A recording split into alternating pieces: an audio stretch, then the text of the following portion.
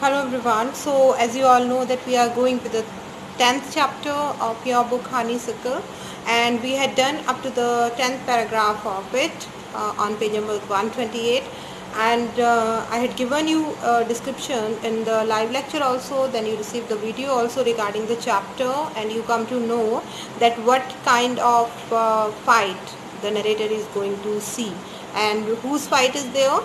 The snake and the mongoose fight is there. Apart from the narrator, two other spectators are also there. And who are those two spectators? Who are those two audience?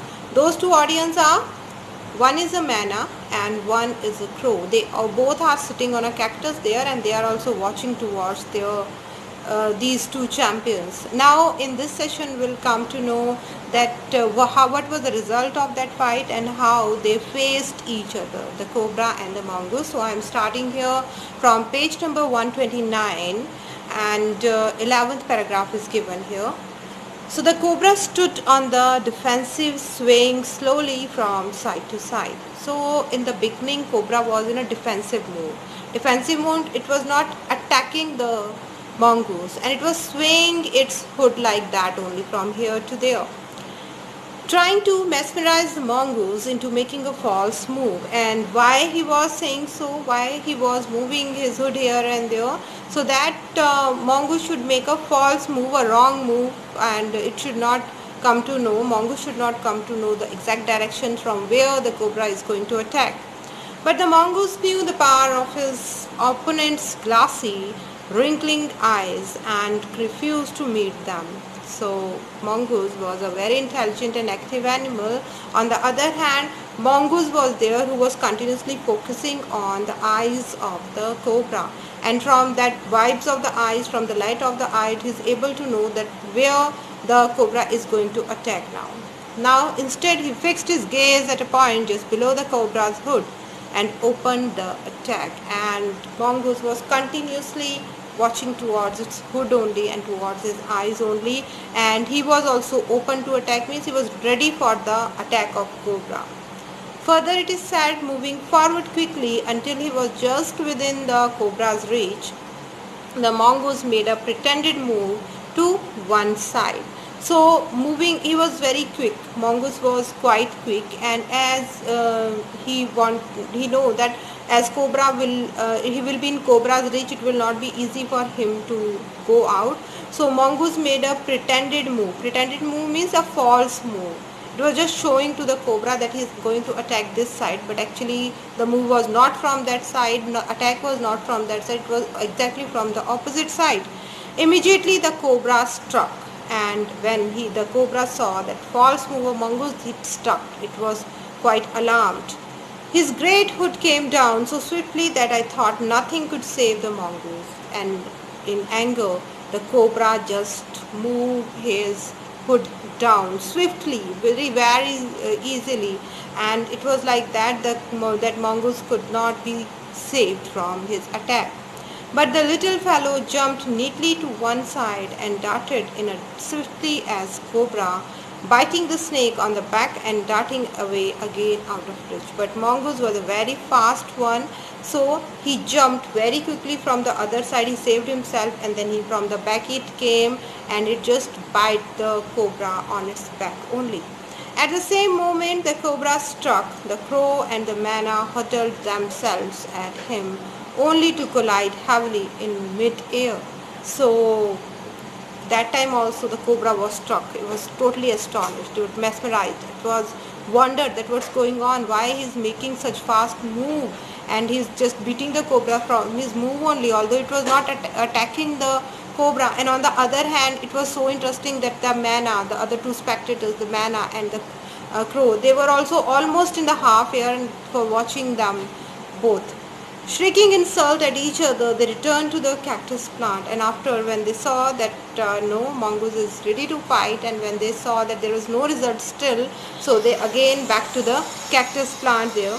A few drops of blood glistened on the cobra's back, and because mongoose had attacked the cobra on its back only, so some drops of blood were there on its back.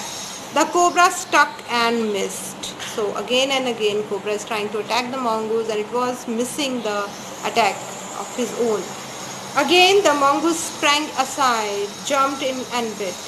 Again the birds dived at the snake, bumped into each other instead, and returned shrieking to the safety of the cactus. So like that only it was going on. Again and again cobra was trying to attack the mongoose, and mongoose was saving himself with his quick move, and again the both spectators, Manna and that crow, they were waiting for something happen, but it was the same going on.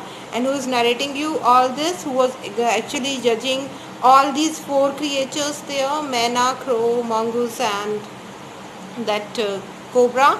The narrator himself. So the third round followed the same course as the first, but with one dramatic difference.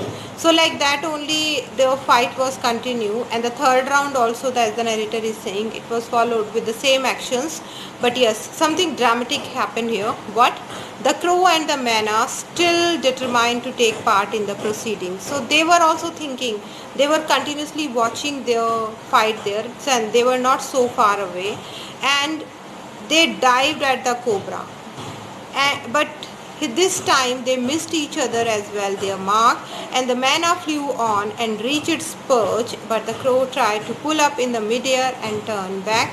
In the second it took the bird to do this, the cobra wiped his head back and struck with great force, his snout thudding against the crow's body. So as Manna and crow, they were watching their fight, as they were hanged in almost in between, so that they should see the fight clearly. So as the cobra this time, it struck its head, it struck its hood fastly from the one side to another. It just struck the crow there, and the crow just, it was thrown back away in the air only, and it was dead only that time only.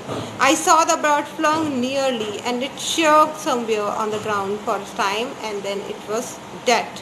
20 feet across the garden, almost it was above, far away from 20 feet, and it fluttered about for a while, then lay still. So the crow was dead with an accident, you can say. The Manna remained on the cactus plant, and when the snake and the mongoose returned to the flight, very wisely decided not to interfere again. So Manna saw everything there, and he knew that what was the result of the crow, as he was watching the fight of these two by hanging himself mid-air only. So Manna actually didn't interfere again, and he knew that what was the result of that. So the Manna, she returned to the cactus only, and then she did not go there in the mid-air. The cobra was weakening, and the mongoose walking fearlessly up to it. So as the cobra was attacking the mongoose again and again, and mongoose through his fast move just saving himself, so cobra was feeling tired by attacking again and again, and it was weakening. The cobra writhed and lashed about it in the frightening manner, and even coiled itself about the mongoose, but to no avail. The little fellow hung grimly on until the snake had ceased to struggle. So now this was the final move of the cobra, and it coiled itself through the mongoose. But yes, it was not easy to catch the mongoose like that, only because it could save itself from any way because of its activeness. So he then smelt along its quilling length, and it gripped it round the hood and dragged it into the bushes. So that time only, as the cobra was coiling itself through the mongoose,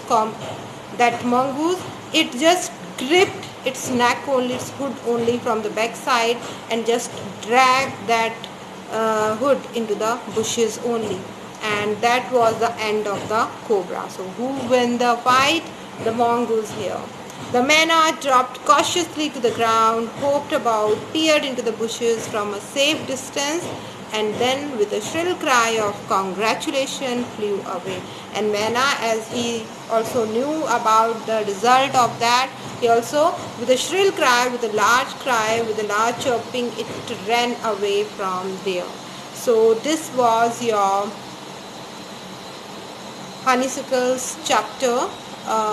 This is the last one here, the banyan tree, and yes, you will complete this question answers here One more is given there, some actually working with language are here, so that also you will go with, or you will just find the problems here in which you are not comfortable. So whenever we'll have a live class on Saturday, that time we'll discuss it again, the same chapter. So I'm ending the session here only, but yes, first of all you will write the hard answers, hard words given here in the chapter, and then you will move towards the textual questions. So this was all about the chapter by Ruskin Bond. Thank you.